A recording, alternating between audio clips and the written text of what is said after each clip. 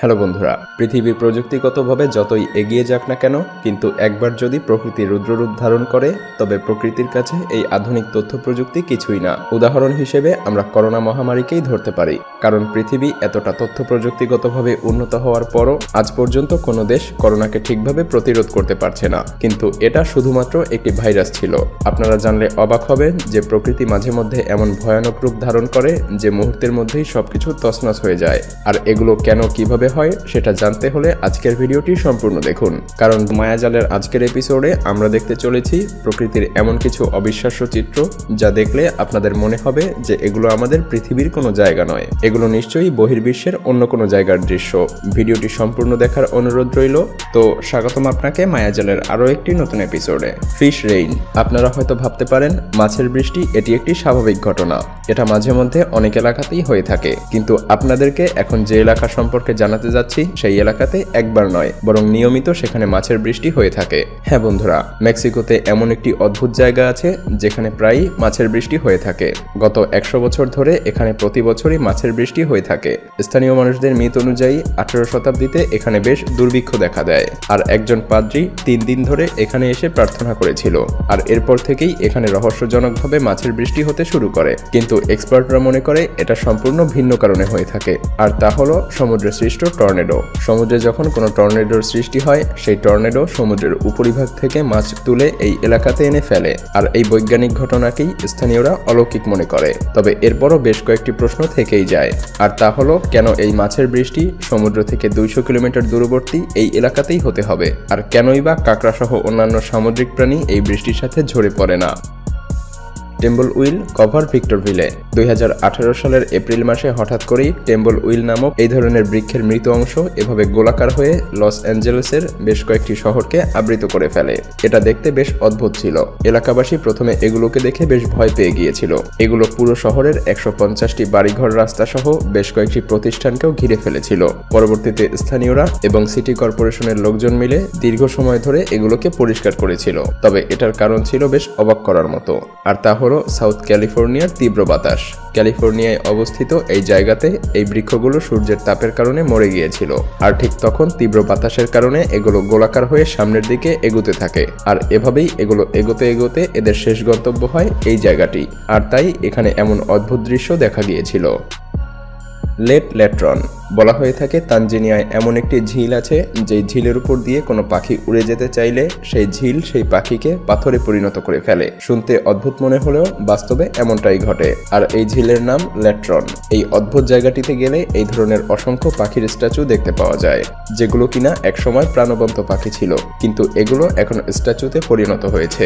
তবে এসব পাখিগুলো কিভাবে ঝিলের পানিতে পতিত হয় তার সঠিক ব্যাখ্যা কেউ দিতে পারেনি। তবে অনেকেই বলে থাকে এই ঝিলের রিফ্লেকটিভ নেচারের কারণে পাখিগুলো মনে করে থাকে যে তাদের গন্তব্য এই দিকেই, আর তারা এই পানির গভীরে এভাবে ছুটে চলে।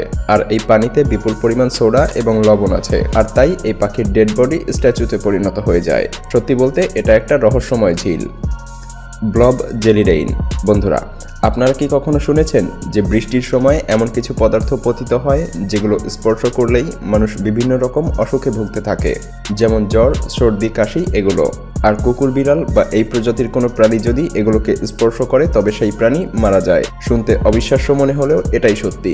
1994 সালের 7ই আগস্ট ওয়াশিংটনের একটি দুর্লভ এলাকাতে হঠাৎ করেই অদ্ভুতভাবে বৃষ্টি পড়তে শুরু করে। বৃষ্টি শেষে সবাই যখন বাইরে আসে তখন এই ধরনের থকথকে পদার্থ পড়তে দেখা যায়।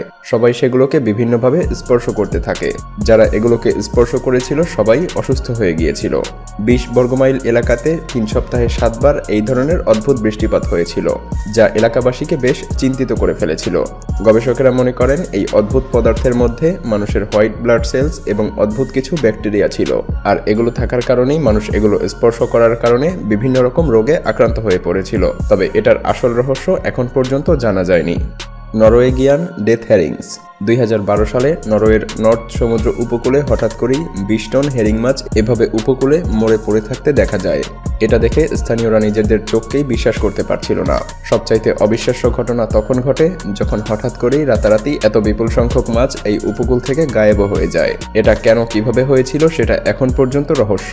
বিভিন্ন গবেষকেরা এই ঘটনাগুলো ঘটার কারণ উদ্ঘাটনের জন্য বিভিন্নভাবে ব্যাখ্যা করছিল, কিন্তু আসল কারণ এখনো অজানা। অনেক দেশের অনেক মানুষই তখন দাবি করেছিল 2012 সালে পৃথিবী ধ্বংস হয়ে যাবে।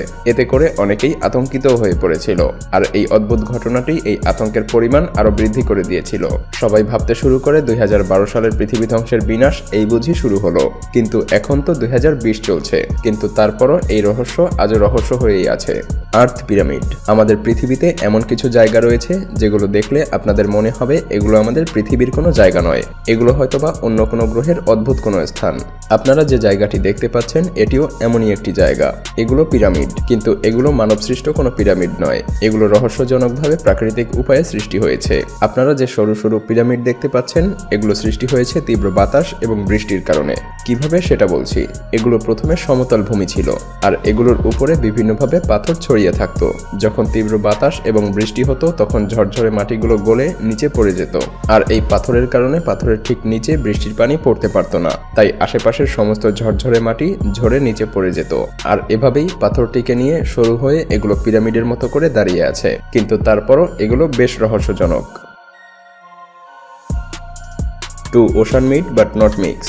এটা চোখে না দেখে কারোর কথা শুনে বিশ্বাসযোগ্য নয়, কারণ এটা কোনোভাবেই সম্ভব নয় যে দুটি সমুদ্র একসাথে মিলিত হয়েছে অথচ এক সমুদ্রের পানি অন্য সমুদ্রের পানির সাথে মিলে যাচ্ছে না। কিন্তু এটা দেখার পরও যেন নিজের চোখকেও বিশ্বাস হয় না। আপনারা নিজেরাই দেখতে পাচ্ছেন এখানে দুইটি সমুদ্র একত্রে মিলিত হয়েছে, অথচ দুই সমুদ্রের পানি আলাদা আলাদা হয়ে আছে। এই দৃশ্যটি অ্যালাস্কার।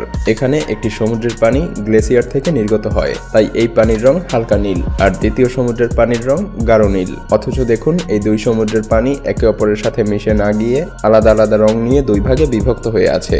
অনেক গবেষকই ব্যাখ্যা করার জন্য বলে থাকে এই দুই সমুদ্রের পানির ডেনসিটি এবং টেম্পারেচার আলাদা আলাদা, আর সেজন্যই এমনটা ঘটে। এটা নিজ চোখে দেখার পর যতটা সায়েন্টিফিক মনে হবে ঠিক তার চাইতেও অনেক বেশি রহস্যজনক মনে হবে। Sea foam. সমুদ্রে এভাবে ফোম সৃষ্টি হওয়ার বেশ কিছু কারণ রয়েছে। তার মধ্যে একটি কারণ হলো বিভিন্ন সামুদ্রিক প্রাণী মরে পচে গিয়ে প্রোটিন এবং বিভিন্ন ধরনের কেমিক্যাল তৈরি করে, আর এগুলো মিলে বিষাক্ত ফোমের সৃষ্টি হয়। তাছাড়াও আরও বেশ কিছু কারণে এই ফোমের সৃষ্টি হতে পারে। যদিও সামুদ্রিক ফোম দেখে অনেকেই এক্সাইটেড হয়ে ওঠে, কিন্তু মাঝে মধ্যে এগুলো ভয়ঙ্কর রূপও ধারণ করে। বিশাল উঁচু ঢেউ এবং তীব্র বাতাসের কারণে মাঝে মধ্যেই এগুলো বিভিন্ন শহরে ছেয়ে যায়, আর তখন শহরবাসীরা বিব্রতকর অবস্থায় পড়ে যায়। এমনটাই স্পেন এবং ইতালিতে বেশ কয়েকবার দেখা গিয়েছে। আর মাঝে মধ্যে এই ফোম বিষাক্ত হওয়ার কারণে বিপুল সংখ্যক মানুষও অসুস্থ হয়ে পড়েছে। ভিডিওটি ভালো লাগলে শেয়ার করতে পারেন, এবং আপনি যদি এমন রহস্য রোমাঞ্চ আনকমন আর ইন্টারেস্টিং ভিডিও দেখতে পছন্দ করে থাকেন তবে মায়াজাল চ্যানেলটিকে এখনই সাবস্ক্রাইব করুন এবং পাশে রাখা বেল আইকনটি প্রেস করুন। তো দেখা হচ্ছে আগামী এপিসোডে। ততক্ষণ পর্যন্ত ভালো থাকবেন। ধন্যবাদ।